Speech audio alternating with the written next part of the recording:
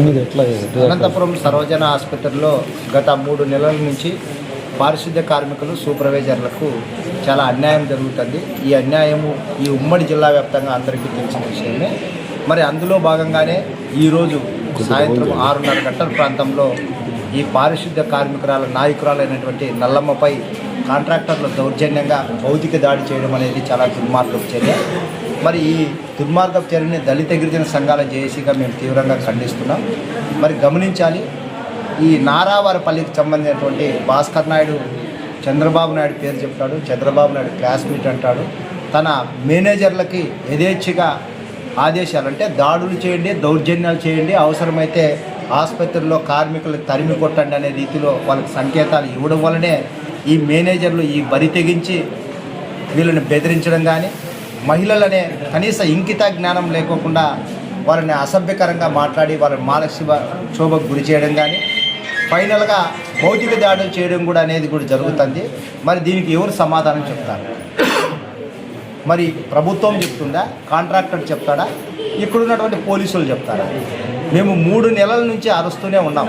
పారిశుద్ధ్య కార్మికులకి సూపర్వైజర్లకి తీవ్రమైన అన్యాయం జరుగుతుంది, వాళ్ళకి న్యాయం చేయండి అని చెప్పేసి ఆర్డీఓ, జిల్లా కలెక్టర్ దృష్టికి, డిఎంఎండ్హెచ్ఓ దృష్టికి, మళ్ళీ సూపరింటెండెంట్ దృష్టికి కూడా తీసుకెళ్ళాం. మరి ఇంతమందికి వీళ్ళు గోడు ఆవేదన తెలియజేస్తుంటే ఏం చేశారు?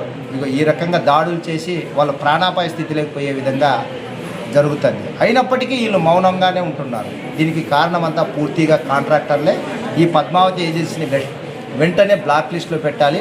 ఈ అనంతపూర్ జిల్లా సర్వజన ఆసుపత్రికి ఈ పద్మావతి ఏజెన్సీ అనేది వద్దే వద్దు. వీళ్ళు ఉంటే రేపు ఇంకా ఎన్ని ప్రమాదాలు జరుగుతాయో, ఇంకా అవసరమైతే ఏమైనా చంపేస్తారేమనేటువంటి భయం కూడా మాకు అర్థమవుతుంది. మరి ఖచ్చితంగా ఇంతకుముందు సిఐటి నాయకులు ముర్తుజా గారు చెప్పినట్లు రేపు విధులను బాయ్కాట్ చేస్తున్నారు. మరి దానికి దళిత గిరిజన సంఘాల జేఏసీగా మేము కూడా సంపూర్ణ మద్దతు తెలియజేస్తూ ఆ కార్యక్రమాల్లో పాల్గొంటాం.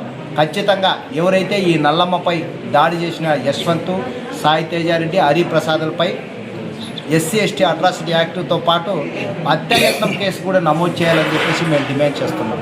దీంట్లో పోలీసులు కానీ, రాజకీయ నాయకులు కానీ ఎటువంటి వాళ్ళు ఒత్తిడికి లోను కాకోకుండా ఈ కార్మికురాలపై జరిగినటువంటి దాడిని గుర్తించి కఠిన చర్యలు తీసుకోకపోతే మాత్రం అవసరమైతే ఇదే కార్మికులు మరి ఎంతటి ఎదురు తిరగడానికి కూడా సిద్ధపడే రోజు కూడా ఎక్కువ కాలం లేదు. వీళ్ళు ఉండేది ఎంతమంది ఉన్నారండి?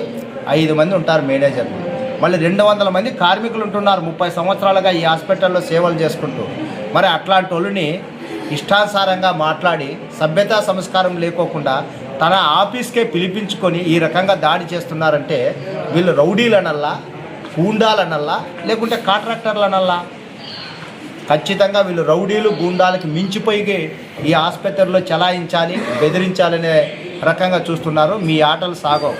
యాడో తిరుపతిలో లేకపోతే నారావారిపల్లి నుంచి వచ్చి అనంతపూర్ జిల్లాలో దౌర్జన్యం చేస్తామంటే ముఖ్యంగా దళితుల మీద బాగా గుర్తుపెట్టుకోవాలి. కాంట్రాక్టర్ భాస్కర్ నాయుడు గారు, మీ మేనేజర్ని అద్దులో పెట్టుకుంటే గౌరవంగా ఉంటుంది.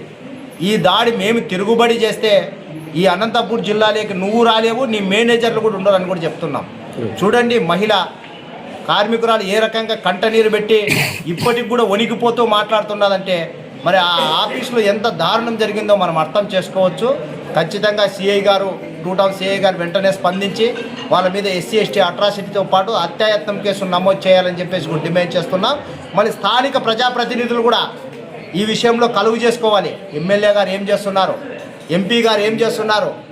ఎక్కడో నారావారిపల్లి నుంచి వచ్చి ఈడ పెత్తనం చెలాయించి కార్మికుల మీద దాడులు, దౌర్జన్యాలు చేస్తుంటే మరి ఎమ్మెల్యే గారు, ఎంపీ గారు, ఇక్కడ కలెక్టర్, ఆర్డీఓ, మరి సూపరింటెండెంట్ ఏమైపోయినారని కూడా మేము అడుగుతున్నాం.